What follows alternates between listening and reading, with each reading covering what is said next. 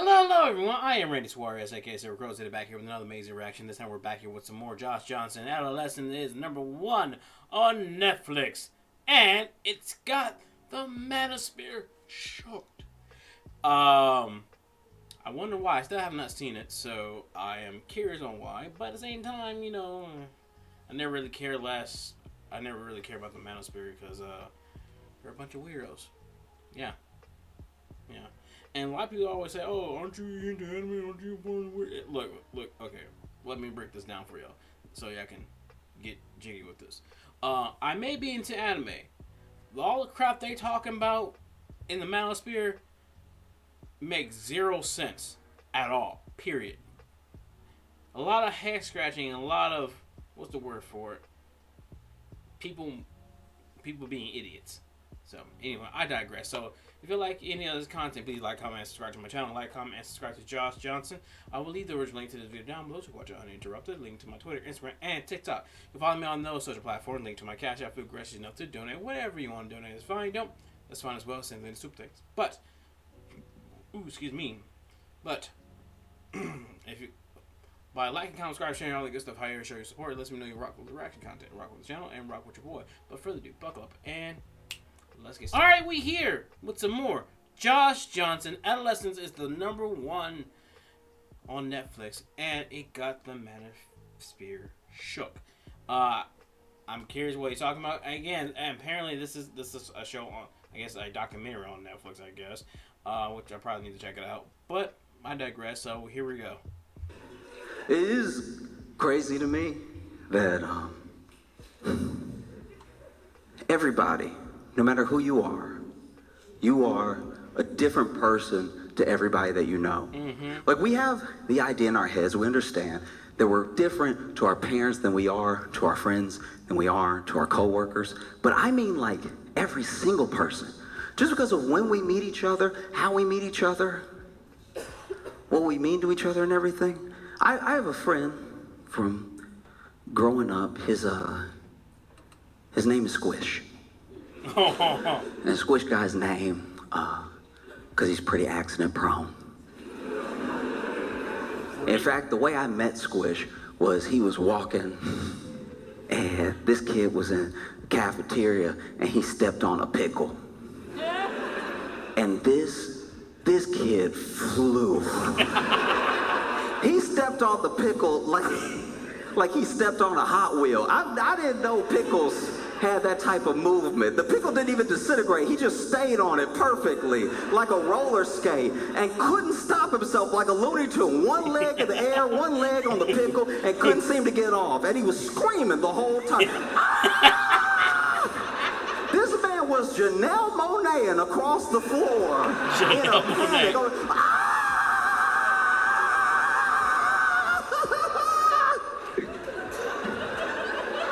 And this kid slid into some trash cans hard. And so I run up, some other kids run up, and from then on he was known as Squish. And Squishes, some of his accidents aren't even his fault. Like, we had a classroom fish. He was floating in the tank, swimming around and everything. And, it was a different person's turn to feed the fish every day. And whoever fed the fish last didn't close the slide in the top of the tank back. And so the fish popped out of the tank, landed on the floor, and was bouncing around a little bit. And Squish just happened to be walking by. And we all screamed. We were like, "No!" And he was like, "What?"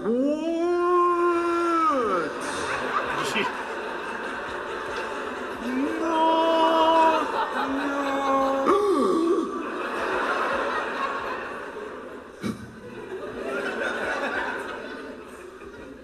Squish's #1 accident that solidified his nickname and his understanding to us as a clumsy person actually happened on a field trip to Dallas. Yeah, so we were all hanging out, getting some food, because the field trip was like all planned out. We had a thick itinerary, and so we got to have lunch at this Italian place, and Squish got some spaghetti to go as well. And of course, throughout the course of us walking around, he trips and falls on his spaghetti. Oh, not the spaghetti. But he doesn't just trip and fall on the spaghetti. He manages. Normally, when you fall on to-go plate, it stays where it is.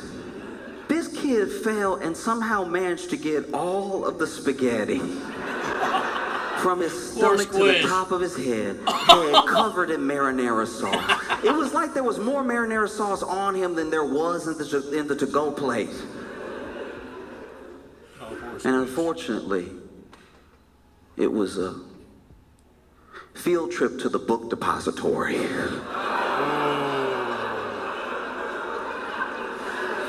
Yeah.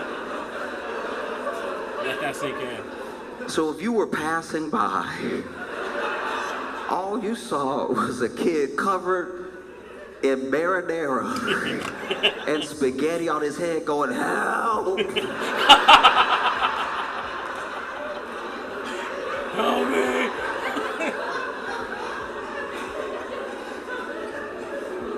I remember when Squish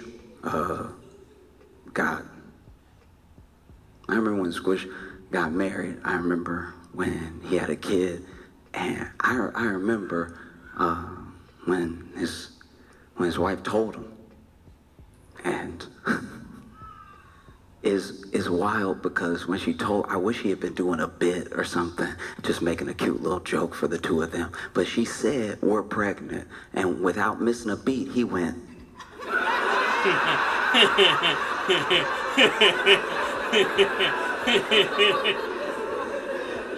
Because now Squish has a kid, and this kid calls him Dad. That's wild to me.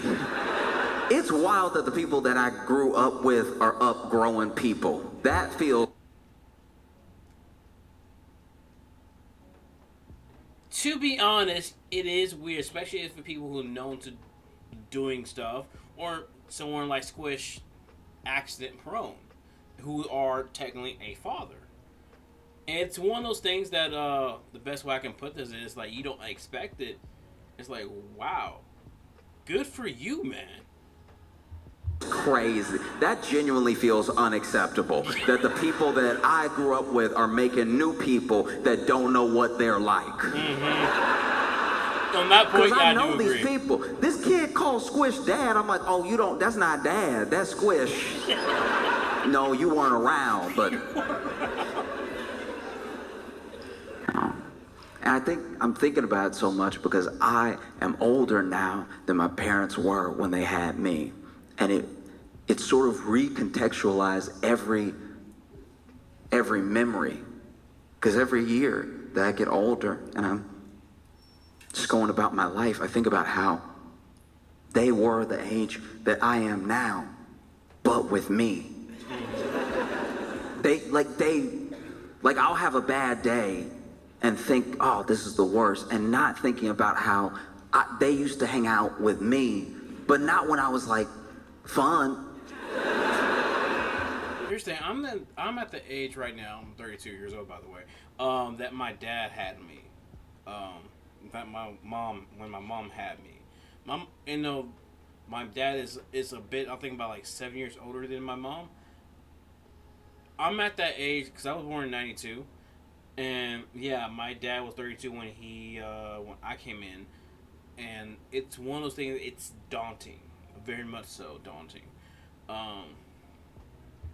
They had to hang out with a version of me that couldn't read. We're 30. So you're already having a bad day, and now somebody that can't read. No, my dad was 30 when he had me. I think. I don't know. I'll talk to him about it later. Making it worse. You picking them up from school, they sitting in the back all, and now you have to try to figure out what's wrong with somebody who can't read. Because they won't tell you, one, because they're a kid and they're being all secretive and everything, but also because they can't read, so they don't even know the words to describe what they're feeling. You gotta do charades to see what's wrong. That's tough. You know, like I think back how my mom, a lot of the moms of the kids that I went to school with, like when you're a parent, I can't imagine being a parent. I cannot imagine being a parent right now, being a kid right now. I feel like I barely did all right with what I had, you know what I mean? When I was... To be honest, same. Because it took me forever to get out of school. I will discuss that in a story time in the near future. But yeah, it did take me forever to get out of school. I'm not saying I was a smart kid. I'm saying that I have done a lot of dumb things that forced me to stay back in school for quite some time. Growing up, because I have a lot of empathy for the people who are trying to like raise a good person. Yeah. Doing your best to just making a good person. Yeah. And the way I look at it, the way I look at life lessons is a lot like lunch. Because, you know, as the parent, the person who has knowledge, the person who's trying to do what's best for your kid, you can make them the best lunch possible. And when I say the best lunch possible, I mean like actually everything that they need. There's vegetables, there's fruits, there's some protein in there. You go ahead, you got the fiber. Everybody forgets the fiber. You gotta get your fiber. You don't want to be full of protein and no fiber. You just be sitting there stuck. Yeah. You did everything. You got vitamins and minerals in there. You got things to keep them hydrated, give them energy, make sure the bones grow, make sure the brain's healthy. You did everything. And then you send them to school with that lunch. But then it's up to them. Once they're not around you, you don't know. You have no idea. Maybe they're going ahead and they're taking out like the one sweet thing in that lunch and then they just dump out the rest. I went to school with a girl just like that. She loved lunch. Lunch was her favorite because she was a wheeler dealer. She was a broker at lunch. I've never seen anybody finesse like this before. She would start lunch with one snack pack. She would end it with 16 cookies. And we would all... I knew someone who was like that. I used to be friends with this person. I'm like, and she did this all for cookies, milk, or any dessert that they had. She got that shit. Oh, man. Have been had and we didn't understand how. We all just sit here, no treats, because she had mixed us up so much. Mm-hmm. She was the only person I've ever seen in my entire life during lunch going ahead and selling cookie futures. Cookie futures. She was over here like, I'm good for a snack pack every day, all right? So you give me the cookie now, I'll give you a snack pack tomorrow. Now, that snack pack, you're going to keep it for a little bit, but he's going to have M&Ms on Thursday. And she did this every day. Every day she finessed the entire class out of everything. And her parents made her a good lunch, but just... We're not really trying to hit that celery right now. Try not to hit that celery. Not when we got delicious brownies, homemade. Mm-hmm. And after a while, it took some time, but after a while she showed up to school and she had this rash and she was always tired and stuff. And we found out later that her parents had to take her to, the doctor, and she had scurvy. Ooh. The celery, kid.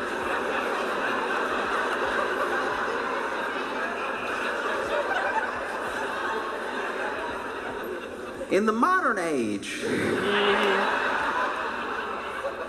it is damn near impossible to get scurvy because every day, even by accident, you slipping into vitamin C. Mm-hmm. You know how many treats you gotta be eating with nothing good to hit the scurvy? This little girl had scurvy, like a Caribbean pirate.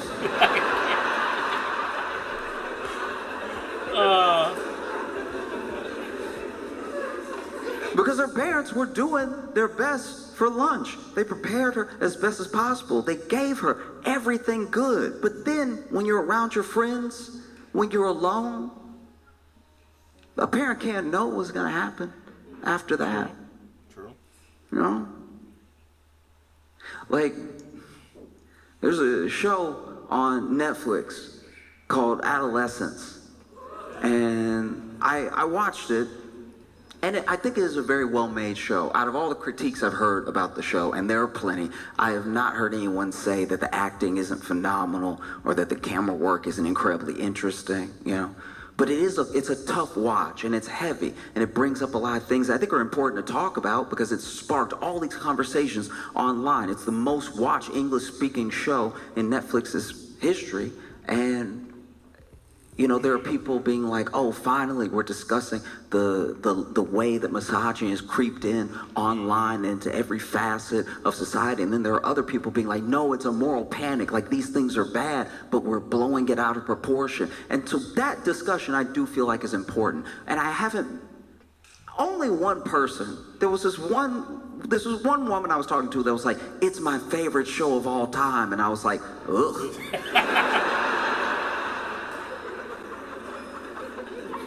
Favorite all time ever? Did you watch the whole thing and that's your favorite thing you've ever watched? I'm not judging, I'm just saying that's a lot like being like, my favorite place to go is the dentist. Like, all right, I mean, it's good that you went, but just you telling me that makes you feel good? You love that? You love somebody just playing in your mouth like that? Quizzing you while flossing you? That's your favorite thing? It's just as odd to me. Right. Teach their own. For real. But I do think it's really important that we have these conversations, and it started making me think about my own life, you know? When I was little, I didn't even know what it would mean to have a girlfriend, really. And I only think I thought about girlfriends because adults would like pitch me on the cheek and be like, oh, you so cute, you must have a little girlfriend. You got a little girlfriend? Be like, nah. You're not around the rest of the time. I'm actually quite a lot.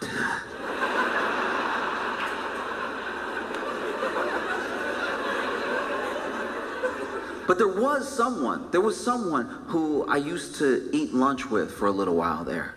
And sometimes we'd eat lunch for the whole period of lunch, and sometimes she would just come over, you know, to make sure we chatted before lunch was over. And we would always split my cookie, right? I'd break my cookie in half, and we would chat. And I knew that I got to do every day at school my two favorite things, which was talk to her and eat cookies. You know?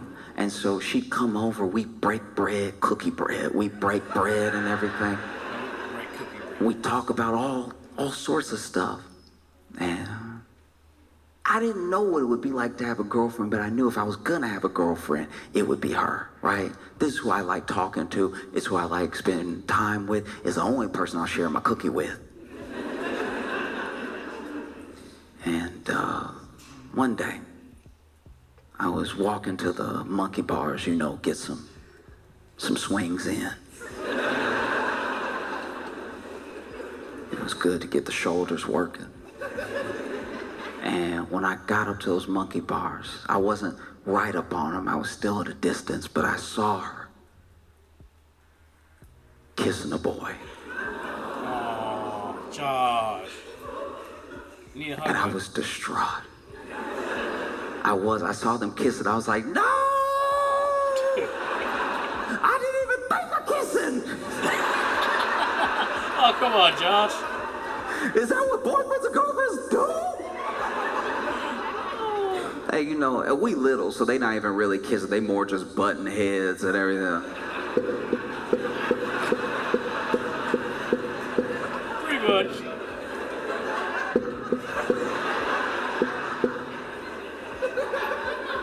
But even so, I was torn up. I was like, no! We share cookies every day. She'd get my cookie crumbs all on his lips.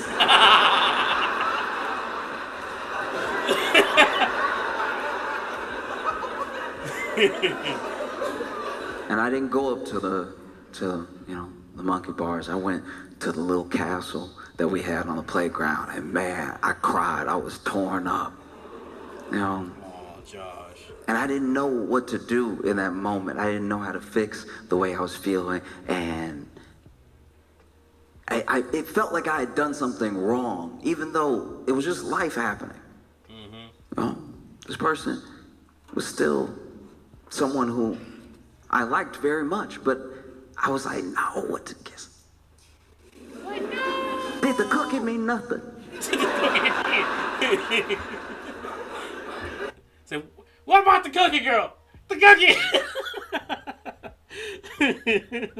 But hey, man, trying to date when you're an adolescent in general, it is weird. It is very weird. Especially now as an adult, if your son, daughter, niece, nephew come, hey, I have a boyfriend or girlfriend. All of a sudden, you turn to a mob boss. Who are they? Who are they? Because you probably because you were in their shoes at one point. You know, I was so torn up. When we went back to class, I couldn't even learn. Wow. It was that bad. Teacher sitting there with a word problem. Simple word problem, trying to get me to hit that 3 + 4, and I was like, 3 kisses. Plus 4 kisses. Is one broken?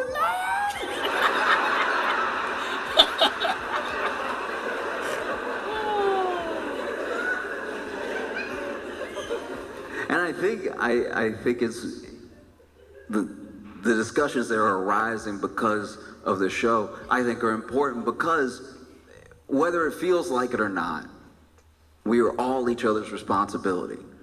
And I think that there's something happening. It's happening to young men. It's happening to boys where these things online, whether it's, whatever, red pill, Manosphere, whatever you want to blame, there's a certain rhetoric that at least fills in some blanks and tells you this is the way that the world is, this is how you fit into the world. And it's an assuredness that the people around you don't seem to have. Because when that happened, when that kiss happened, when you're a kid, you see things in black and white. You haven't lived long enough to find nuance in between every experience. And so I didn't see that as like, oh, this is my friend, but she happens to like this person or also like this person or like this person more. I internalized all of it. I was like, no, she likes him because I'm ugly. That's gotta be what it is, right? Or she hates me and she likes him. Everything has to be very distinct, and that's tough. I think it's something that. Hold on, and he's right about that. It's due to the fact that I kind of used to think that way when I was a kid, because from being a kid to a teenager, I hated everything, and I could blame everything on everything, but it took some time. Because also think about, what if I kept thinking this way? How the hell will I live? And I had this talk with one of my math teachers. And I'm getting back to the video. Just hear me out. I had this talk with one of my math teachers. And he told me, like, by thinking that way, in general, you seeing things in black and white. You're not seeing things in a different nuance. Because if you're too busy thinking about everything black and white, you're not paying attention to things around you. This color, this nuance, there's vibrant. But if you think in that type of one-track mind, you miss out on everything. You become a shallow person. We would hopefully be better at recognizing, because it's the same thing that happens to young women. Like when I was a kid, especially when I got to be a teenager and stuff, I was angry. I had all the regular problems. It wasn't like anything extra was happening. but one time an adult sat me down that I was talking to for a long time, and they said something that stuck with me ever since, because I was just telling them how I felt about everything, about how I felt about myself and the world and the people around me, and it all stemmed into this one question. They were like, who taught you to hate yourself? And I couldn't answer it. Because the truth is that I don't know if it's that explicit, and I don't think that it needs to be. When you're young and you're just trying to make your way through the world, I think it's a balance that gets created with the people around you and with yourself, and it's easy to tip, you know? Yeah. I don't know if anyone was running up to young women specifically making sure that they felt like they were ugly. They just told them that everything that wasn't them around them was beautiful. And so then you have something very similar happening to specifically making sure that they felt like they were ugly. They just told them that everything that wasn't them around them was beautiful.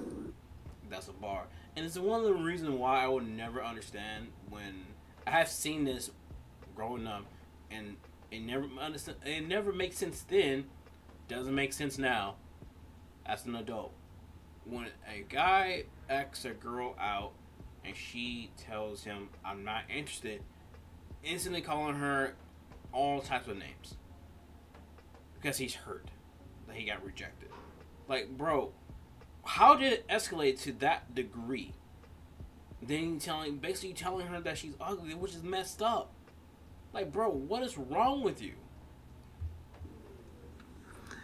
And so then you have something very similar happening to young boys right now that's coming from all these different directions. And I don't think it should ever be a contest. I know one thing impacts another thing, and there are people that when someone is hurt, they become hurt too as a result. But I think that it's not really about who has it worse when we all have it bad.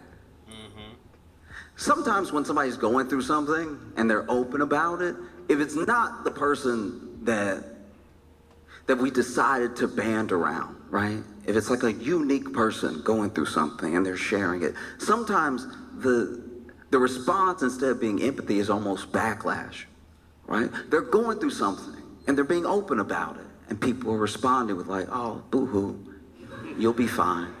It's all good, right? But this person is coming to you earnestly, and they're going through something, you know? Like, we don't really, if I'm being honest, we don't really talk about the like body dysmorphia that a lot of men have. There are men packed into gyms trying to look like the action figure. Meanwhile, the action figure doesn't look like a person. Like, that's not, like, your knees aren't supposed to be as big as your head. You're just never gonna get there. That's not how people are built. No one does that. No. And even more than like body dysmorphia in men, the thing that I don't think I hear anybody talking about is strength dysmorphia. I know a lot of men, good men, who have looked at a box or a pool table or a TV and thought to themselves, I could pick it up. We are losing more backs in this country to men's strength dysmorphia than anything else. Strength dysmorphia is the #1 cause of hernias in men. Because then you'll try to help. You'll try to be that person, to be there for them. Be like, hey, wait till we can get some help. Don't do it by yourself. And they'll be like, you don't think I can pick it up? And you're like, it's not about me. Your knees don't think you can pick it up. Your legs don't think you can pick it up. Your back doesn't think you can pick it up. Your glutes don't think you can pick it up. It's like, dude, what are you doing? One time I was on a road trip with some friends, and we heard it when the tire popped. We heard it immediately. So we pull over, right? And our friend who was driving, it's his car. He had everything ready to go. Had the spare tire, everything changed the tire, except he forgot the jack. Oh, I know how this is going. Oh my, no. First of all, do that as a team effort. Doing that by yourself is crazy. So then our friend Jack says to us with a straight face. All right, everybody just, y'all get in position and everything, get ready to change this stuff, and I'll just pick it up and y'all change, y'all put it back down. What are you, Hercules? Hercules. I had questions. I was like, pick up what, change what? He was like, no, look, y'all pick it up and, start changing, I'll put it back down. It may take us a couple tries, but we'll get there.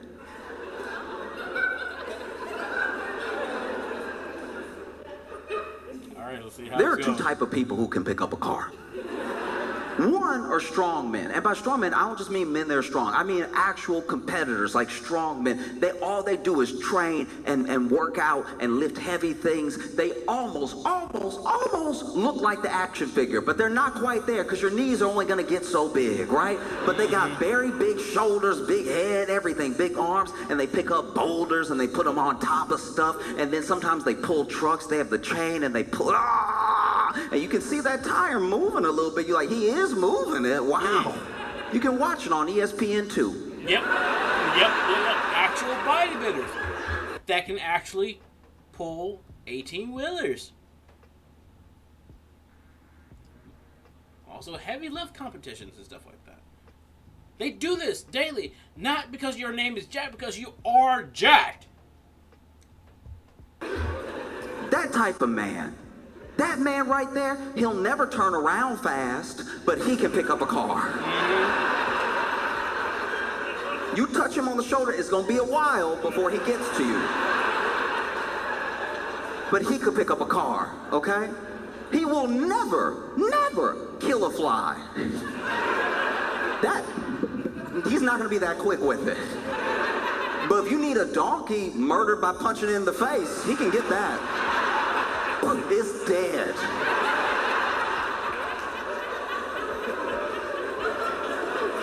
That's one of the type of people that can pick up a car. The second type of person that can pick up a car is a mother whose baby is under the car.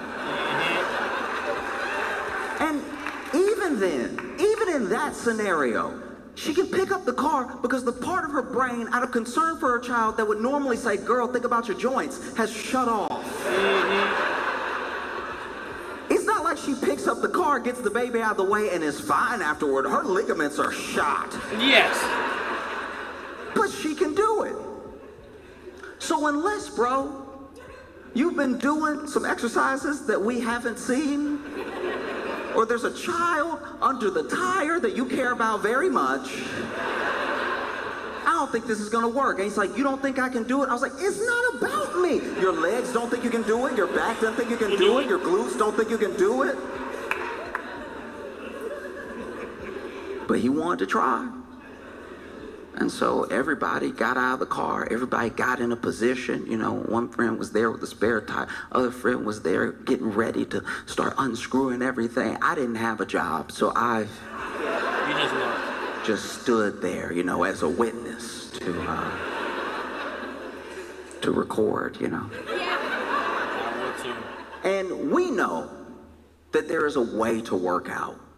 We know if you want to lift, there's a way to do it correctly. You're trying to deadlift, try to squat, you get your legs shoulder width apart. You go ahead and make sure your knees stay in line with your feet so you're not buckling one way or the other. You go ahead and put your butt out when you're trying to pick it up. You keep your back neutral, keep your core engaged and everything. You lift it up, make sure your neck is neutral and stuff. We know all of these things. This man got in the weirdest position I've ever seen in my entire life. This man got, he got under the bumper like, okay.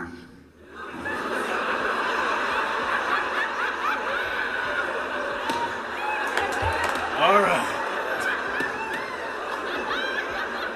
Really?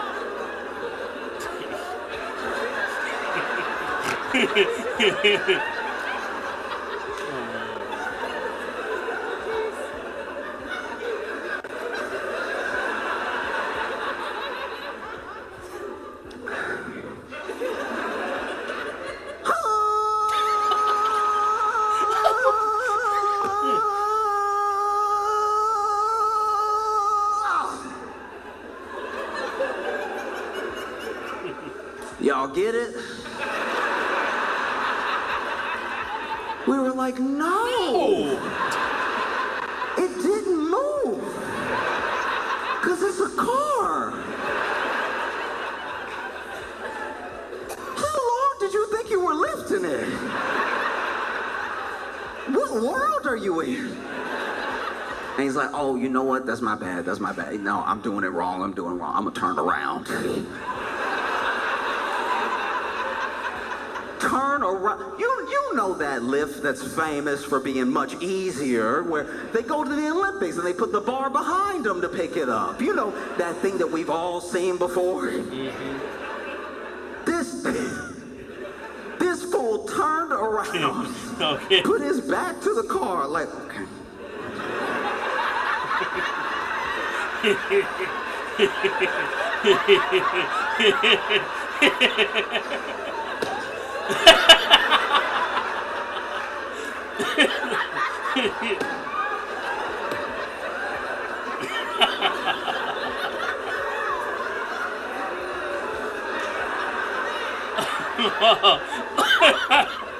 And then he had the nerve to be like, y'all ready?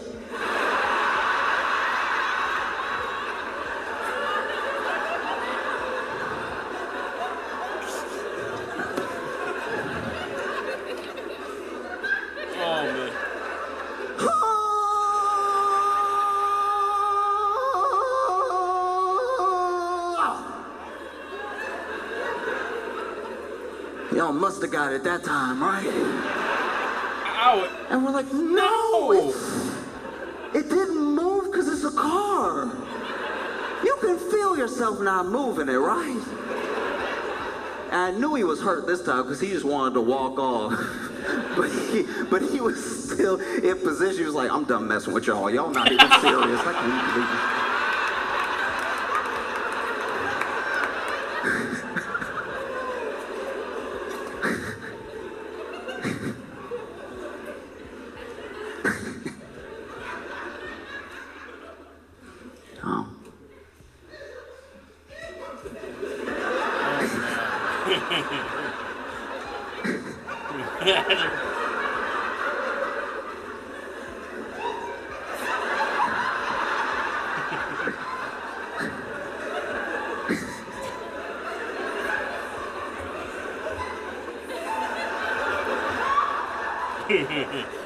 Over here doing my job for me, that's right.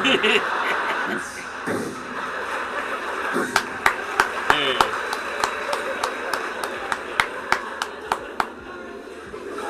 Sorry. It's all apologize. Apologize. Let them think I earned those extra laughs. No, but the truth of the matter is that you have the same thing happening, you know?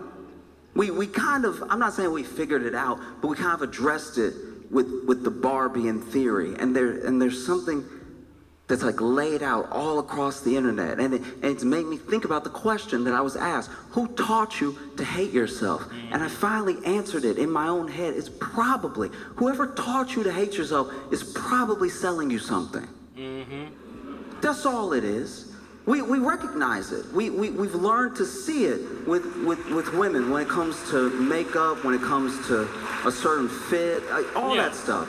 But with men, you don't see it called out in that same way. Because trust me, all these dudes, all these Manosphere bros, all these red pill dudes, every single one of these guys is also selling a course. Now, come here. I'm looking at the camera. Remember the same people I have mentioned when I've been reacting to Abba and Preach and a few others that have been taking a course because of this Manosphere bullshit? Y'all also remember around about this time last year, people who took a course with the Fresh and Fit stuff, who said they had a yacht, turns out it was a fucking ferry. And talking about like they were throwing a yacht party. Yo, they were throwing a party, alright. But it was nothing but dudes dancing while they had the hot girls just sitting there.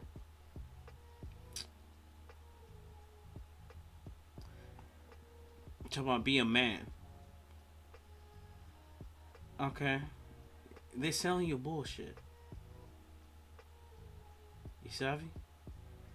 Alright, nice discussion. Oh, that's curious. I thought we were brothers and you wanted to help me get girls. Why are you selling me? Okay. And some of it... If you have to take a course how to get a girl, you have to pay money to do that, you already lost. We have to remember, because all of these people, no matter who you're talking about, young boys, young girls, all these people are very young, they're very impressionable, and they're trying to get a sense of the world. And you can fill the lunchbox as best as possible. But one thing that's assured is that all of your best qualities will not just be passed down. I wish it was true. And you can fill that lunchbox with as many good things as possible. But it then is up to them, when they're with their friends, when they're by themselves, to actually look at what's been given to them. And not just trade it for a bunch of junk. Because now you have parents who feel like out of nowhere they're meeting a new person, a person that they didn't raise. They hear these things being said that they never taught their kid. And they're like, where did this come from? And some of it, not all of it, but a good portion of it can be blamed on being online. Yeah. I think it's a mistake to just say that it's online throughout. Just go ahead and throw away the phone. Don't. It's the same thing with people who are blaming for still is over 30 years later. Oh, it's video games' fault. It's video games' fault. Oh, it's people online. It's this and that. No. Yes, you're somewhat right, but you're majority wrong. It's a lot more complicated than that. The kid get on the computer or anything, because the people posting these things are real people out in the world. So those ideas are running rampant in the world anyway. But I do think that it's in how algorithms are built. You know, you show genuine curiosity for one thing, and all they're trying to do as a company is hold your attention, keep you on the platform. So they see you choose one thing, so they send you more of that thing. And so it sends you down a rabbit hole. We always blame ourselves for falling down a rabbit hole, but it is what's served to us after we just watch one thing. You know, you watch one alpaca kick somebody in the chest.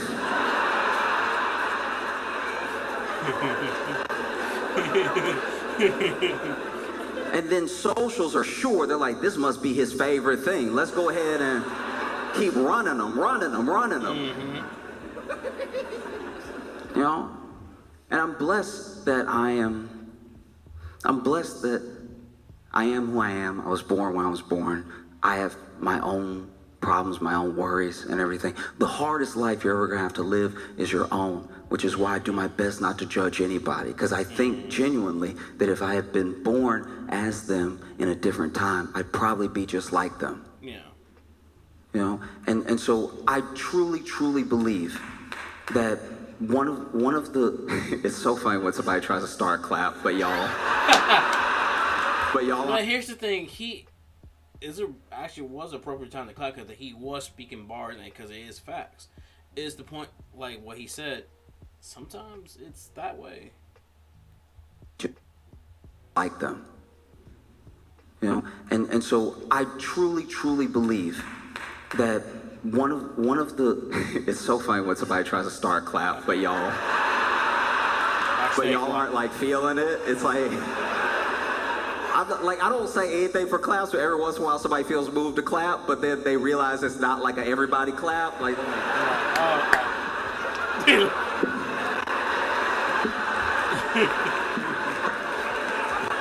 Smacky knee.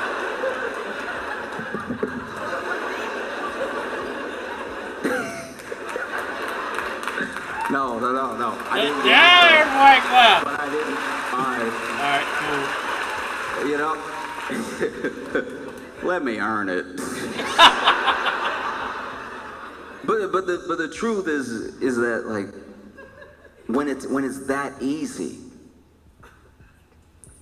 I think we have to look at these problems as interlinked, you know? Because people talk about incels, they talk about people who've taken the black pill, all that stuff like that.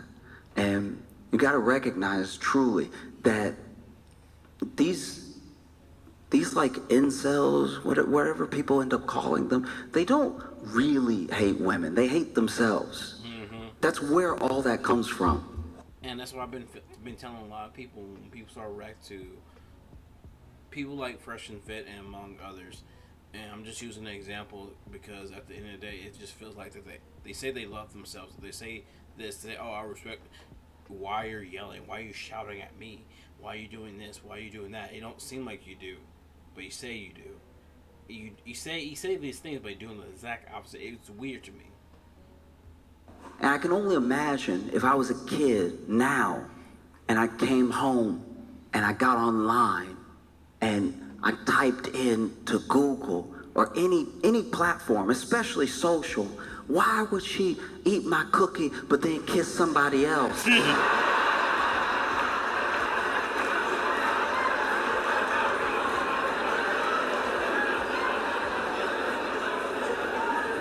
I'm in for a world of trouble. I'm immediately, with one prompt, getting into some really bad stuff. Because I bet you, because the people online are not necessarily talking to anyone. Yeah.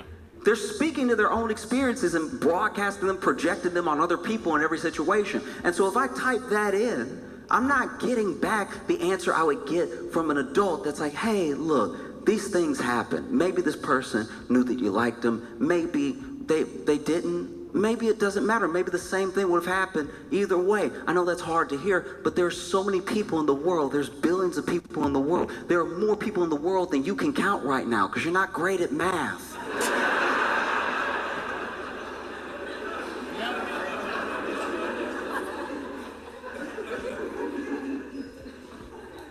That's what, to me, I'm not acting like I'm an expert. I'm not a psychologist. I'm not a sociologist. I haven't met every person. I don't know what everyone is going through. But to me, that's the key. That's what solves it when people are like, what do we do? What do we do? You just stay in each other's lives as much as possible. You know? All of this missing stuff gets filled in by the internet because we aren't there to do it. And I don't just mean parents. I mean like real community. I mean everyone that you know. Do you tell the people in your life that you know that you love them all the time? Do you never let a day go by without the people in your life knowing and feeling like they're loved by you? It just takes you. It only takes you. And so when you have something like that happen, you type it, you come home, you're crying, you're like, why was she with the cookie and the kisses? I'm not likely to get someone who's gonna give me a solid answer, an answer I can take to the rest of my life. You know? I'm probably gonna get somebody coming on, big old shoulders, being like, that's right, that's what women do, they take cookies. And best believe, brother, she's coming for your cookie tomorrow. And next time she won't want half, she's gonna want the whole thing. That's why you gotta shut these women down before they get your cookie. If it even gets that specific.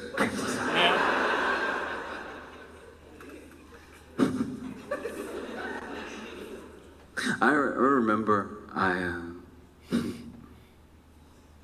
I was in college. College was the first time that like a lot of people, that I was out of the house, and I was really out there by myself. I had to make all new friends. It was good for me though. I had to just get acquainted with a new environment, and I had never been somewhere where it was all up to me. Go to bed whenever you want, do whatever you want, eat whatever you want, right?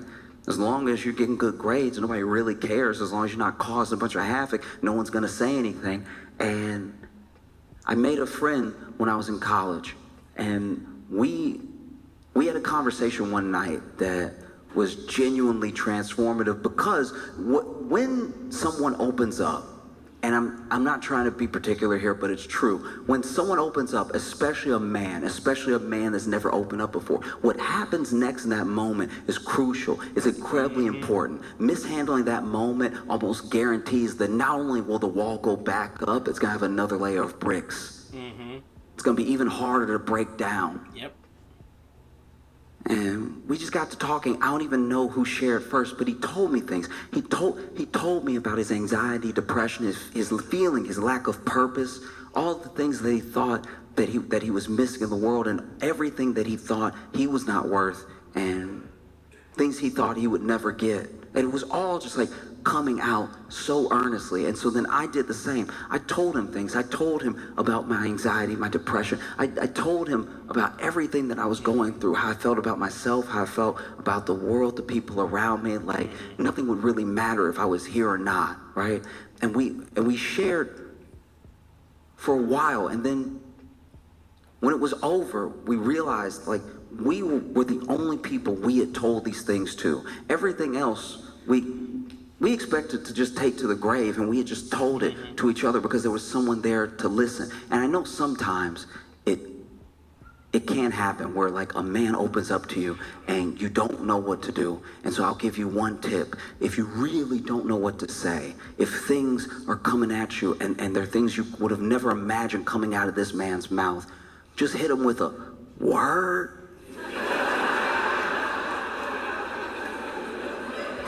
It won't fix everything, but it's a good placeholder. Yeah. Because as men, sometimes word is all we really need. We're like, yep, you get it. See, you get it. But truly, we shared a lot, and in that moment, we didn't know what to do, so we just hugged it out. And don't get me wrong, it was a manly hug. You know, we It's a manly hug. tightened our arms around each other and we hit the pats. That's how you hug as a man. You go ahead with the.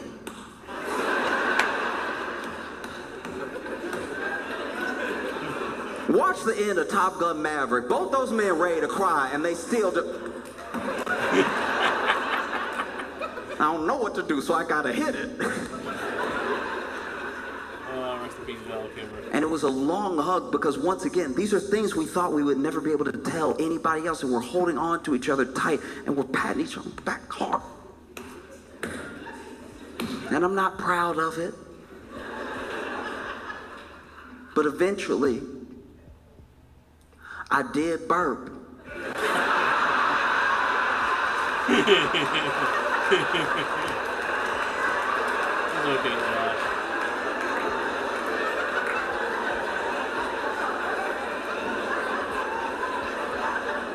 And what happens in the moment that a man opens up to you and you open up to another man is crucial. When I burped, I was like, no. I'm never opening up again, okay? What I look like? I just poured my soul out and I got burped by my boy? Never. No, we not on that. Not on that level. Oh, man. But I genuinely believe from the bottom of my heart, for every person, no matter how you feel, and then some of that feeling is going to be advertisements shooting at you. Oh, you'll just be whole when you have this, when you get this. Someone trying to sell you something, trying to make you feel less so then you can be at least level after they give you their thing. But truly, I hope everyone can really hear this and understand this. If you are in the world, you know, I remember when it was told to me for the first time, it also stuck with me. If you're part of the world, you must be worth the world. Mm-hmm. And I hope that everybody can feel that way, that you're really worth the world, because you're here. Mm-hmm. You know? And I think about it because there's a whole new generation of people coming up. They're dealing with something we've never had to deal with before. Like I think of Squish's kid.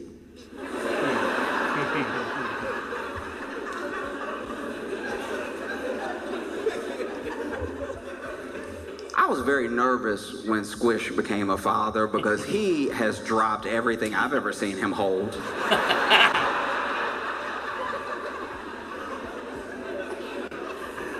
He's one of the clumsiest mans. It's insane.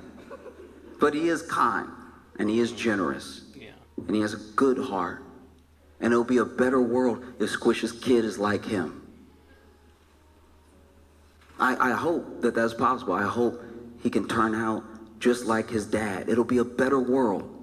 it'll be a more haphazard world. Like it'll be, Yeah. it'll be a different type of dangerous, but. For type of dangers, most definitely. Oh man, we all need a friend like Squish though. I mean, at the same time, friend like Squish will always keep you on your toes.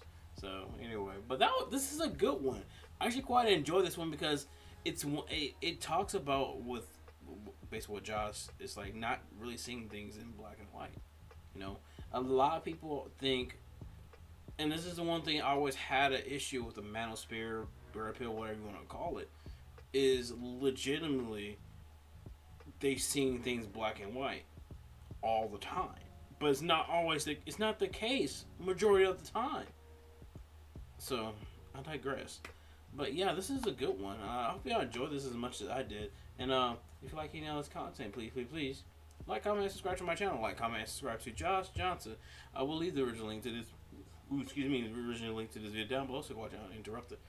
And let me know your thoughts about this entire thing. So anyway, till next time, please take care of yourself, stay hydrated, stay safe, stay warm. Peace out. And little questions is everything they know about you. No way.